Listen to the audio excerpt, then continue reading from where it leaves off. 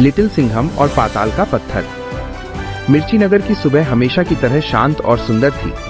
ठंडी हवाएं चल रही थीं और पक्षी चहचहा रहे थे। लोग अपने घरों से बाहर निकलकर बाजारों की रौनक बढ़ा रहे थे। लेकिन अचानक जमीन के नीचे से एक भारी गड़गड़ाहट सुनाई दी। जमीन कांपने लगी और मिर्ची नगर के बीचों बीच एक विशाल गड्ढा बन गया। शहर की सबसे ऊंची और सुंदर मीनार धीरे धीरे उस गड्ढे में समाने लगी। शहर में भगदड़ मच गई। मन्नू हलवाई अपनी दुकान छोड़कर भागे और लोग मदद के लिए चिल्लाने लगे। तभी अपनी जीप की तेज आवाज के साथ मूंछों पर ताव देते हुए और आंखों पर चश्मा चढ़ाए लिटिल सिंघम वहां पहुंचे। उनके साथ उनका वफादार और जांबाज कुत्ता चिक्की भी था। लिटिल सिंघम ने जैसे ही उस गड्ढे को देखा, उन्हें समझ आ गया कि ये कोई प्राकृतिक आपदा नहीं, बल्कि किसी की बहुत बड़ी साजिश है। चिक्की ने हवा में कुछ सूंघा और जोर जोर से उस गहरे गड्ढे की तरफ भौंकने लगा। लिटिल सिंघम ने साहस दिखाया और अपनी रस्सी की मदद से उस अंधेरे गड्ढे के अंदर उतरने का फैसला किया। जैसे जैसे वे नीचे गए, हवा ठंडी और नम होती गई। नीचे पहुंचकर उन्होंने देखा कि वहां एक पूरी की पूरी छुपी हुई दुनिया थी। वहां अजीब से चमकने वाले पत्थर थे और दीवारों पर प्राचीन चित्र बने हुए थे। लिटिल सिंघम और चिक्की उस रास्ते पर आगे बढ़ने लगे।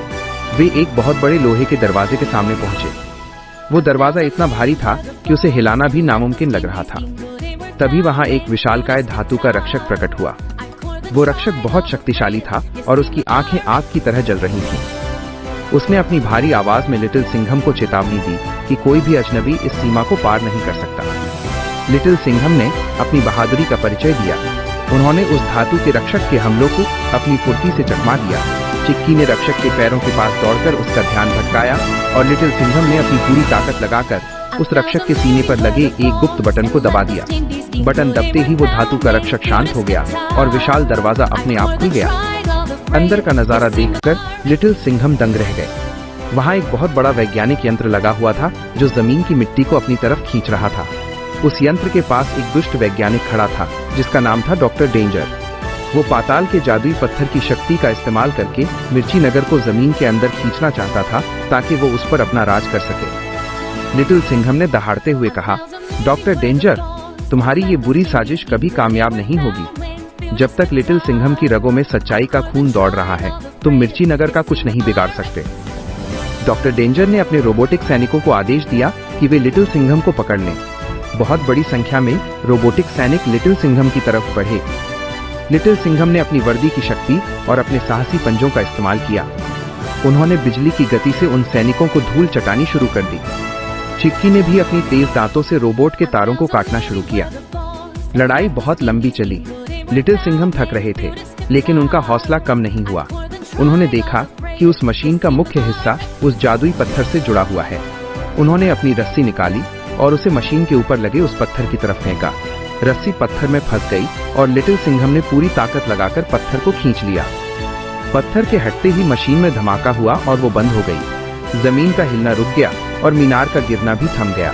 डॉक्टर डेंजर घबरा गया और अपनी जान बचाकर भागने लगा, लेकिन लिटिल सिंघम ने उसे अपनी रस्सी के फंदे में जकड़ लिया।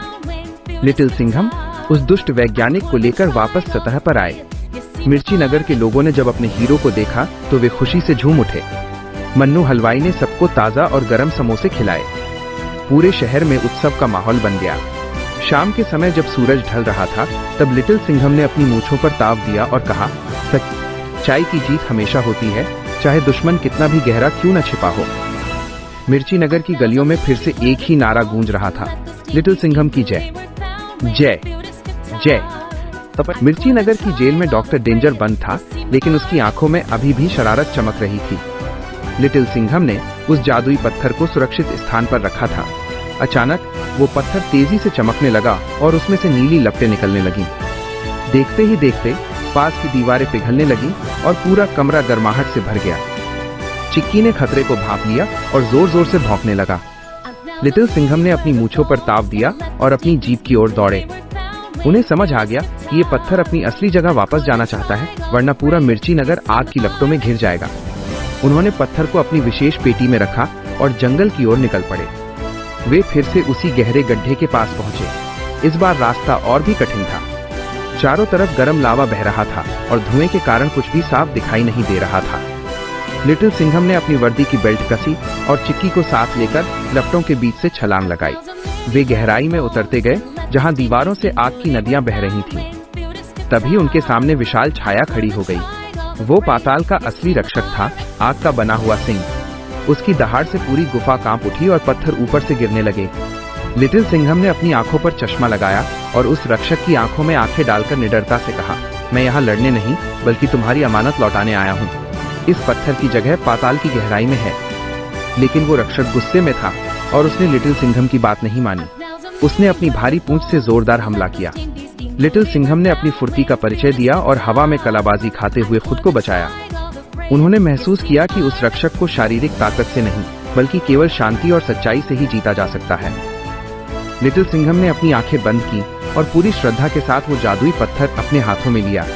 वे धीरे धीरे रक्षक की ओर बढ़े। रक्षक ने हमला करना रोक दिया क्योंकि उसे लिटिल सिंघम के मन की सच्चाई महसूस हो रही थी। लिटिल सिंघम ने वह पत्थर रक्षक के पैरों के पास बहुत कोमलता से रख दिया। जैसे ही पत्थर ने रक्षक के पैरों को छुआ, सारी आग अचानक ठंडी हो गई। गुफा की भयानक गर्मी गायब हो गई और वहां शीतल हवा बहने लगी। वो आग का सिंह सुंदर सुनहरी रोशनी में बदल गया। उसने लिटिल सिंघम को सिर झुकाकर सम्मान दिया और धीरे धीरे पाताल की गहराइयों में ओझल हो गया।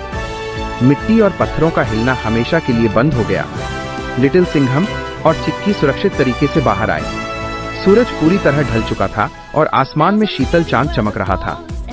मन्नू हलवाई ने खुश होकर उन्हें अपनी दुकान की सबसे स्वादिष्ट मिठाई खिलाई। मिर्ची नगर की शांति फिर से लौट आई थी और लोगों के चेहरों पर मुस्कान थी। लिटिल सिंघम ने गर्व से अपनी मूंछों को ताव दिया।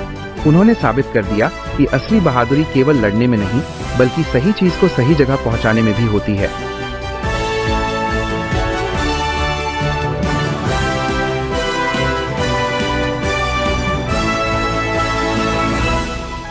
Now's a living where the born